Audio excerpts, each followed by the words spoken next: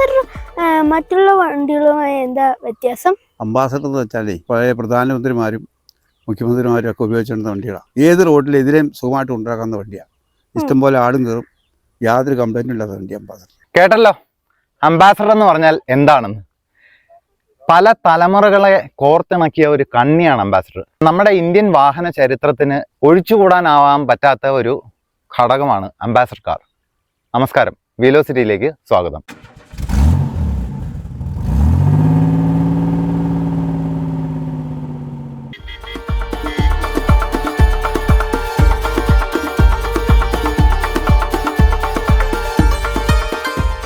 എല്ലാവർക്കും അറിയാവുന്നതുപോലെ ഒരുപാട് അംബാസിഡർ ഗ്രൂപ്പുകൾ ഉണ്ടായിരുന്നു.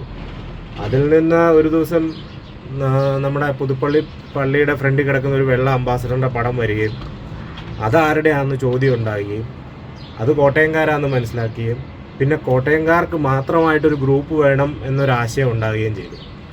അതിൽ നിന്നാണ് നമ്മൾ ഈ ഗ്രൂപ്പ് ക്രിയേറ്റ് ചെയ്യുന്നത്. അന്ന് ഈ വാട്സപ്പ് ഗ്രൂപ്പുകളൊക്കെ പൊട്ടിപ്പുറപ്പെടുന്ന ഒരു കാലഘട്ടമായിരുന്നു. അങ്ങനെ ഗ്രൂപ്പ് ഉണ്ടാക്കുകയും പിന്നെ ഈ മീറ്റപ്പ് എന്ന് പറഞ്ഞൊരാശയം ഉണ്ടാകുകയും ചെയ്തു. അതിനിടയ്ക്ക് എപ്പോഴോ ആരോ ഗ്രൂപ്പിൽ അംബ്രോക്സ് എന്ന പേര് സജസ്റ്റ് ചെയ്യുകയും ചെയ്തു. ആ പേരാണ് എന്നും അന്നും ഇന്നും ഹൈലൈറ്റായി നിന്നിട്ടുള്ളത്.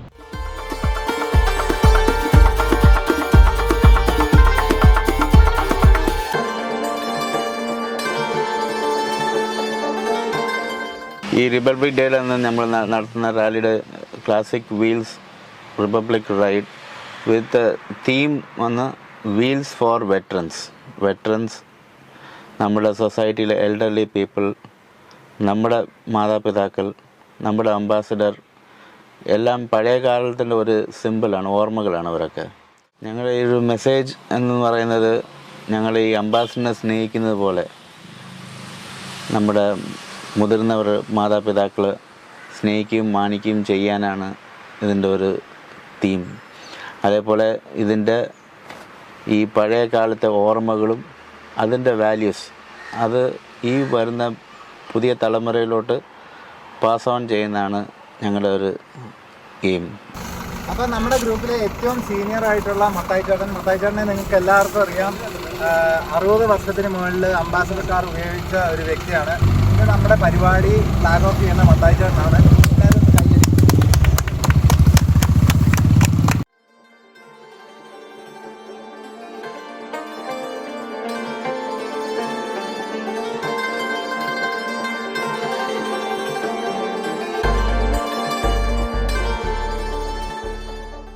'മൂർക്കാട്ടിപ്പടിയിൽ നിന്നും ആരംഭിച്ച റാലിയെ വണ്ടിക്കൂട്ടം എന്ന് പറയുന്ന ഒരു സംഘടന കീഴൂർ നിന്ന് സ്വീകരണം ഒരുക്കുകയും തുടർന്ന് തലയോലപ്പറമ്പ് വഴി വൈക്കം ബീച്ചിൽ എത്തിച്ചേരുകയാണ് ഉണ്ടായത്.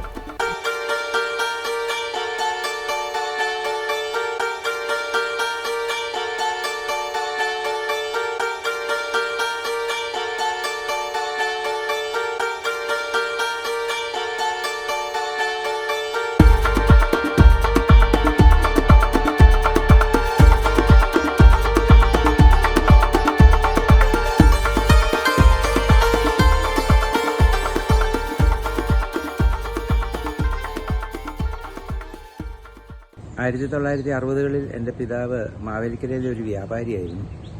66-ൽ എൻ്റെ പിതാവിൻ്റെ ഒരു സുഹൃത്തായ മറ്റൊരു വ്യാപാരിയിൽ നിന്ന് മോഹിച്ചെടുത്ത ഒരു അംബാസഡറാണ് എൻ്റെ പശ്ചാത്തലത്തിൽ കിടക്കുന്നത്. 66 മുതൽ ഈ വാഹനം ഞങ്ങളുടെ അംബാസഡർ ഞങ്ങളുടെ വീട്ടിലെ ഒരു അംഗമായി മാറി. 1970 ആയപ്പോഴേക്കും എൻ്റെ പിതാവ് വ്യവസായ രംഗം വിട്ടിട്ട് പ്രേക്ഷിത പ്രവർത്തനത്തിന് വേണ്ടി തയ്യാറായി. അന്ന് മുതൽ ഈ വാഹനം ഞങ്ങളുടെ പഴയ വാഹനം കേരളം മുഴുവൻ എന്നല്ല അയൽ സംസ്ഥാനങ്ങളിലും യാത്ര ചെയ്യാൻ ആരംഭിച്ചു. അങ്ങനെ ധാരാളം യാത്രകൾക്കൊക്കെ അവസാനമായി വണ്ടിയുടെ പെർഫോമൻസ് കുറയുന്നു കണ്ടു. എൻ്റെ പിതാവിൻ്റെ പ്രായമേറി ചൂട് സഹിക്കാൻ വയ്യാതായപ്പോൾ സുഹൃത്തുക്കളൊക്കെ കൂടെ ഒരു ഇന്നോവ കാറ് സംഘടിപ്പിക്കാനായിട്ട് പ്ലാൻ ഇട്ടു, പദ്ധതി ഇട്ടു. അപ്പോൾ എൻ്റെ പിതാവാണ് എനിക്ക് അംബാസഡർ മാത്രം മതി എന്നുള്ള തീരുമാനത്തിൽ 2007-ൽ എൻ്റെ ഈ ബാക്ക്ഗ്രൗണ്ടിൽ കിടക്കുന്ന ഈ വാഹനം പുതുതായിട്ടാണ് ഞങ്ങൾ. സത്യാഗ്രഹ ഭൂമിയായ വൈക്കത്തൂടെ വാഹനങ്ങൾ കടന്നുപോയപ്പോൾ പഴയ തലമുറയിലുള്ളവർക്കും പുതുതലമുറയിലുള്ളവർക്കും ഒരു കൗതുക കാഴ്ച തന്നെയായിരുന്നു.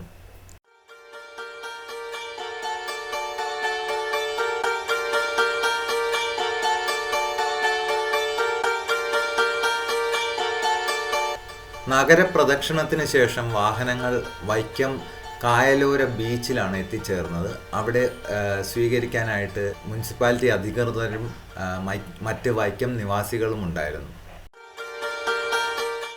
വളരെയധികം മാധ്യമ ശ്രദ്ധ നേടിയ ഒരു പരിപാടിയായിരുന്നു ഇത്. അതുകൊണ്ട് തന്നെ ജനസാഗരമായിരുന്നു ഈ വാഹനങ്ങൾ കാണാൻ എത്തിച്ചേർന്നത്.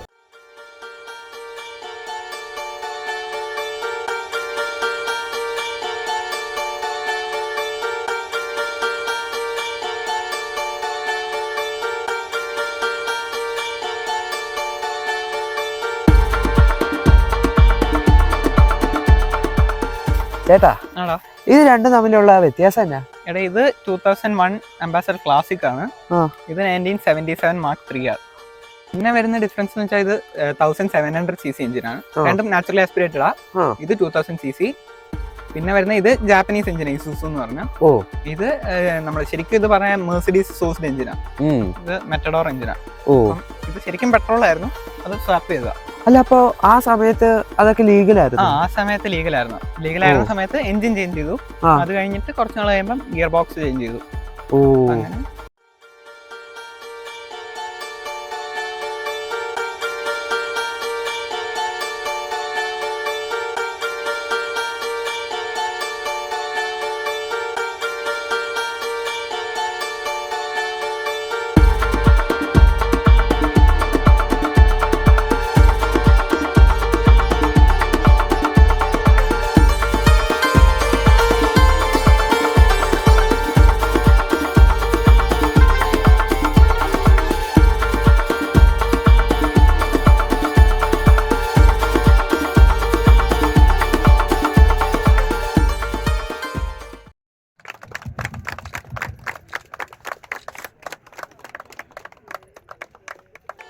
വൈക്കം നഗരസഭയുടെ കൗൺസിലേഴ്സ്, ചെയർപേഴ്സൺ എന്നിവരോടുള്ള നന്ദിയെ ആദ്യം തന്നെ അറിയിക്കുകയാണ്.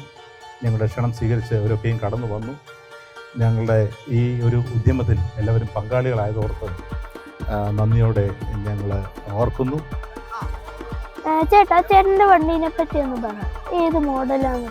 ഇത് 1977. എന്തെങ്കിലും മോഡിഫിക്കേഷൻസ് ഒക്കെ ചെയ്തു? എൻജിൻ മാറ്റി, പിന്നെ ഗിയർ ബോക്സ് മാറ്റി.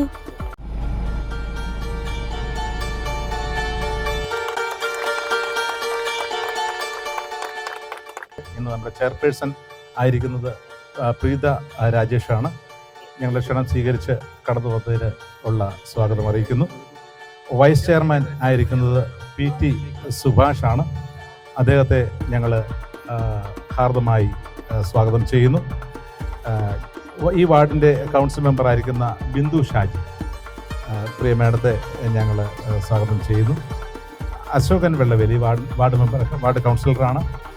അദ്ദേഹത്തെ ഞങ്ങൾ സ്നേഹത്തോടെ സ്വാഗതം ചെയ്യും. ഇന്ന് ഈ വാഹനങ്ങളുമായി വന്നിരിക്കുന്ന എല്ലാ പ്രിയപ്പെട്ടവരെയും, അംബ്രോക്സിൻ്റെ കൂട്ടായ്മയിലുള്ള എല്ലാ പ്രിയപ്പെട്ടവരെയും ഞങ്ങൾ സ്വാഗതം ചെയ്യുന്നു. പ്രധാനപ്പെട്ട രണ്ട് വ്യക്തികളെ ഞങ്ങളൊന്ന് പരിചയപ്പെടുത്തട്ടെ.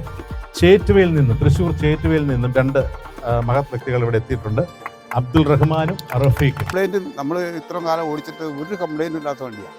അത് ഒരു കല്യാണോട്ടൊക്കെ ഇപ്പോൾ അന്നത്തെ കാലത്ത് അംബാസഡർ ഉള്ളൂ, വേറെ വണ്ടിയില്ല. ഒരു കല്യാണോട്ടം പോയാൽ 8-10 പേര് വണ്ടിയിട്ട് കയറുക. അതിനകത്ത് ഒരു പ്രശ്നമില്ല. വണ്ടി ഏഴ് വണ്ടി കയറിപ്പോൾ കുളിച്ച് അടിമുട്ടുമില്ല. എത്ര വർഷം ഉപയോഗിച്ചു? 50-60 കൊല്ലത്തോളമായി 60 കൊല്ലം ഉപയോഗിച്ചു. നമുക്ക് ഒരു കംപ്ലൈൻറ്റ് ഉണ്ടാക്കാത്ത വണ്ടിയാണ്. വണ്ടി കൊടുത്തിട്ട് വണ്ടി വന്നിട്ട് ഇപ്പോൾ ഒരു 5-6 മാസമായുള്ളൂ. Home products Vaikom MD Shri Shihab അധ്യക്ഷനായിരുന്നു. 3 ദിവസം മുമ്പാണ് ഇങ്ങനെ പ്രോഗ്രാം വൈക്കത്ത് നടക്കുന്നതായിട്ട് കേരള കൗമുദിയിൽ ന്യൂസ് കണ്ടത്. ഹോം പ്രൊഡക്ട്സ് സ്പോൺസർ ചെയ്ത മെഡൽ എല്ലാ അംബാസഡർ ഓണേഴ്സിനും ചെയർപേഴ്സണും വൈസ് ചെയർമാനും ചേർന്ന് അണിയിക്കുകയുണ്ടായി.